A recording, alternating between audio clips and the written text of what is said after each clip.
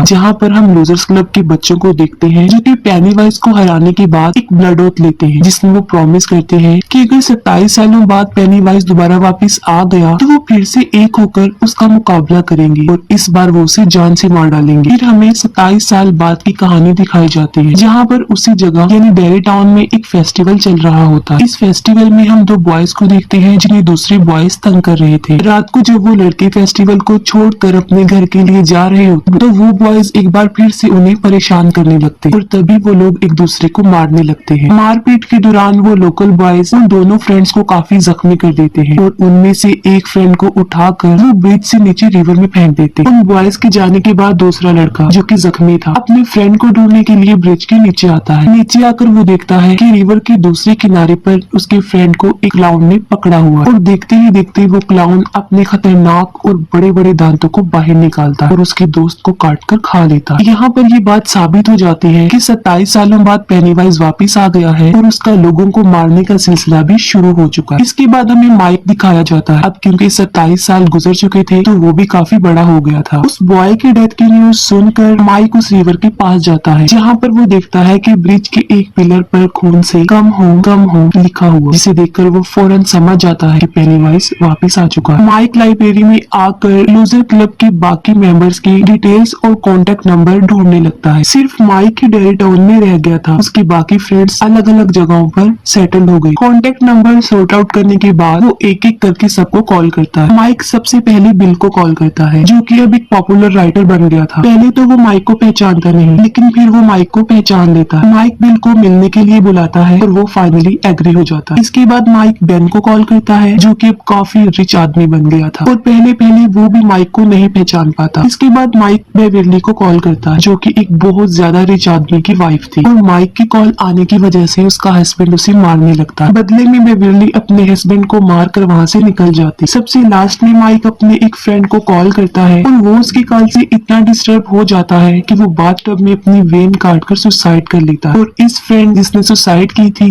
इसका नाम होता है स्टैनली। वो सारे फ्रेंड्स डेरी टाउन में वापस आ जाते हैं और एक रेस्टोरेंट में वो एक दूसरे से मिलते हैं। अब क्योंकि डेरी टाउन में उनकी बचपन की बहुत यादें और वो अपने बचपन की बातें एक दूसरे से शेयर करके काफी इंजॉय करते हैं। फिर माइक उन लोगों को बताता है कि उसने किस मकसद के लिए उन लोगों को यहाँ पर बुलाया। माइक बताता है कि आखिरकार 27 सालों बाद पेनीवाइज दोबारा वापस आ गया है और लोगों की डेथ होना शुरू हो गई। वो कहता है कि क्योंकि उन लोगों ने ब्लड ओथ ली थी तो वो फिर से एक होकर उस पेनीवाइज का मुकाबला करेंगे और उसे जान से मारेंगे। ये सुनकर वो सब फ्रेंड्स काफी डर जाते हैं, क्योंकि कोई भी दोबारा पेनीवाइज का मुकाबला करना नहीं चाहता था। फिर ये लोग एक एक करके अपनी फॉर्चून कुकीज को ओपन करते हैं और बहुत बहस के बाद फॉर्चून कुकीज ये सेंटेंस बनाता है, guess Stanley could not cut it. इस मैसेज को पढ़कर वो लोग डिस्टर्ब हो जाते हैं, क्योंकि वो समझ जाते हैं कि कोई गड़बड़ है और उनके फ्रेंड स्टैनली के साथ कुछ हुआ। रेस्टोरेंट से बाहर आकर बेवर्ली स्टैनली को कॉल करती है, जहाँ पर उसे पता चलता है कि स्टैनली की डेथ हो गई है, क्योंकि उसने सुसाइड कर लिया है। ये सुनकर वो लोग और ज्यादा डर जाते हैं और एक एक करके वहाँ से जाने लगते हैं। और लास्ट में माइक बिल को अपने साथ रुकने पर एग्री कर लेता है। माइक बिल को उस जगह पर लेकर जाता है जहाँ पर वो रहता था और वो एक लाइब्रेरी थी। घर लाने के बाद माइक बिल को पानी में एक ड्रग मिलाकर पिलाता है, जिससे उसे विजन्स आने लगते हैं और माइक उसे एक एंशिएंट सेरामिक दिखाता है, जिसमें वो पेनीवाइज को कैद कर सकते हैं। माइक बिल को बताता है कि 18th सेंचुरी में एक अमेरिकन ट्राइब ने रिचुअल परफॉर्म करके पेनीवाइज को इस एंशिएंट सेरामिक में कैद किया था और वो उस ट्राइब से मिलकर आया था और साथ में उनका सेरामिक भी चुरा लाया था, ताकि वो पेनीवाइज को इसमें कैद कर सके। विजन्स की वजह से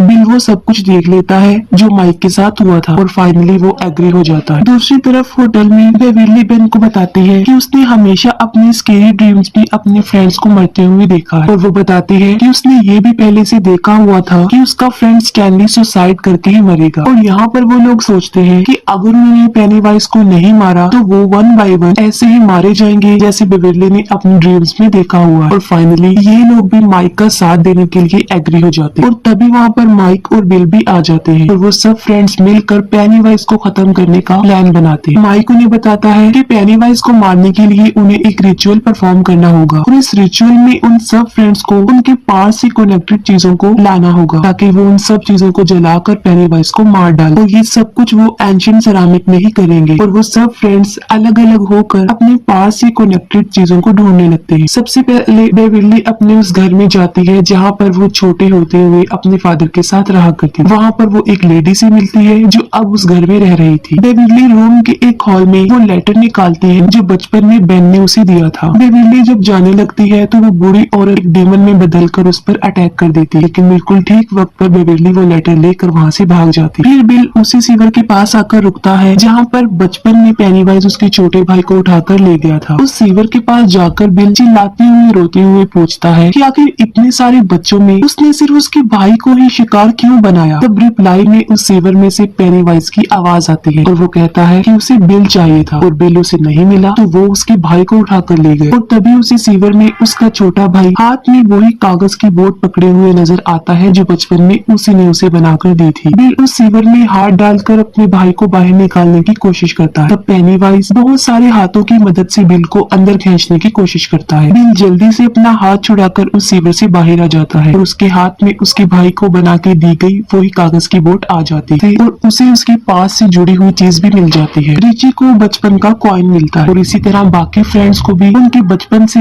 यानी उनके पास से जुड़ी हुई चीजें भी मिल जाती है। और फिर वो लोग मिलकर उसी पुराने कुएं वाले खंडर घर में जाते हैं। घर में एंटर होते ही पेनीवाइज उन लोगों पर अटैक कर देता है। पेनीवाइज बेन के पेट पर चाकू से काटते हुए होम एट लास्ट लिख देता है और तभी उनके सामने उनके फ्रेंड स्टैनली का बचपन का हेड निकल आता है। इसमें से स्पाइडर की तरह बहुत सारे पैर बाहर निकलते हैं और ये स्पाइडर हेड रिची पर अटैक कर देता है जिसे बिल और बेन दोनों मिलकर बचाते हैं। फिर ये सब लोग घर के अंदर उस कुएं में जाते हैं और वहाँ पर उन्हें एक खुफिया रास्ता मिलता है जो कि एक काफी बड़ी गुफा थी। उस गुफा के अंदर जाते हुए वो लोग उस जगह पर पहुँच जाते हैं जहाँ पर पेनीवाइज फर्स्ट टाइम हमारी दुनिया में आया था। वहाँ पर एक काफी बड़ा स्ट्रक्चर बना हुआ था। ये लोग उस स्ट्रक्चर के अंदर जाकर चारों तरफ खड़े हो जाते हैं और उसके बिल्कुल बीच में माइक उस एंशिएंट सेरामिक को रख देता है। माइक उस एंशिएंट सेरामिक में आग लगा देता है और सब लोग अपने पास से जुड़ी हुई चीजें उसमें डाल देते हैं और फिर ये लोग एक दूसरे का हाथ पकड़कर रिचुअल स्टार्ट करते हैं जिसमें वो बार बार एक ही लाइन रिपीट करते हैं यानी 10 lights into dot. Ritual start होते ही 3 लाइट्स ऊपर से नीचे उस सेरामिक की तरफ आते हुए दिखाई देती। असल में ये तीनों डेड लाइट्स ही पेनीवाइज की असल फॉर्म थी। आहिस्ता आहिस्ता वो तीनों लाइट्स उस सेरामिक के अंदर आ जाती हैं जिसे माइक ढक देता है, लेकिन फिर एक रेड कलर का बैलून उसमें से बाहर निकलते हुए आता है और वो बैलून बहुत बड़ा होकर फट जाता है। फिर उसमें से पेनीवाइज निकलता है। पेनीवाइज उन सब लोगों को टॉन्ट करते हुए कहता है कि क्या माइक ने तुम लोगों को रिचुअल सही तरह से नहीं बताया। पेनीवाइज उन्हें ये भी बताता है कि इस रिचुअल के मुताबिक जो लोग भी इस रिचुअल को कंप्लीट करेंगे वो फाइनली मारे जाएंगे। तो ये बात माइक ने अपने फ्रेंड से हाइड रखी। ये बात सुनकर वो लोग काफी घबरा जाते हैं और माइक पर गुस्सा होने लगते हैं और फिर देखते ही देखते पेनीवाइज एक बहुत बड़े स्पाइडर में तब्दील हो जाता है और वो उन लोगों पर अटैक कर देता है और उन लोगों को अलग अलग करके विजन्स दिखाता है। विजन्स में वो उन लोगों को उन्हीं चीजों से डराता है जिससे वो डरते हैं। फिर पेनीवाइज रिची को अपने लाइट्स दिखाकर हवा में फ्लाई करता है और यहाँ पर उनका फ्रेंड एडी हिम्मत करके एक सरिया उठाकर पेनीवाइज की तरफ फेंकता है जो सीधा जाकर उसके मुंह में लगता है। उससे पेनीवाइज को चोट लगती है, वो जख्मी हो जाता है और तड़पने लगता है। उसको तड़पता देखकर एडी समझता है कि शायद वो पेनीवाइज को मारने में कामयाब हो गया है, लेकिन तभी पीछे से आकर पेनीवाइज एक स्पाइडर लेग से एडी पर स्टैब कर देता है और अब वो लोग समझ चुके थे कि उनकी मौत उनके सामने है, वो अब नहीं बच पाएंगे। तब माइक उन्हें बताता है कि अभी पेनीवाइज अपनी पावरफुल और खतरनाक फॉर्म में है, वो लोग उसे इस सिचुएशन में नहीं हरा सकते। उन लोगों को उसे छोटे साइज में करना है और ये लोग एक बार फिर से पेनीवाइज से ना डरते हुए एक होकर उसका मुकाबला करते हैं और उसकी काफी इंसल्ट करते हैं। ये लोग उसकी इतनी इंसल्ट करते हैं कि वो साइज में छोटा होते हुए बहुत ज्यादा छोटा हो जाता है। जैसे ही पेनीवाइज साइज में बिल्कुल छोटा हो जाता है, माइक उसका हार्ट निकाल लेता है और वो सब लोग मिलकर उसके हार्ट को अपने हाथों से क्रश कर देते हैं और अब फाइनली पेनीवाइज मर जाता है। फिर वो लोग अपने फ्रेंड एडी के पास आते हैं जिसे पेनीवाइज ने स्टैब किया था और वो देखते हैं कि वो भी मर चुका है, जिससे रिची और उसके बाकी फ्रेंड्स काफी अपसेट हो जाते हैं। फिर वो सब लोग अपने बचपन को काफी मिस कर रहे होते। इसके बाद सब लोगों को उनके फ्रेंड स्टैनली जिसने सुसाइड कर लिया था उसका लेटर मिलता है जिसे उसने मरने से पहले सबके लिए लिखा था। वो लिखता है कि माइक की कॉल आने के बाद वो काफी ज्यादा डर गया था। वो बताता है कि वो जानता था कि वो पेनीवाइज का कभी भी मुकाबला नहीं कर पाएगा और वहाँ आकर वो उन लोगों की हेल्प करने के बजाय उनके लिए मुसीबत का रीजन बन जाएगा और फाइनली उसने सुसाइड को ही अपने लिए ज्यादा बेटर समझा और इसके साथ ही ये मूवी यहीं पर एंड हो जाती है।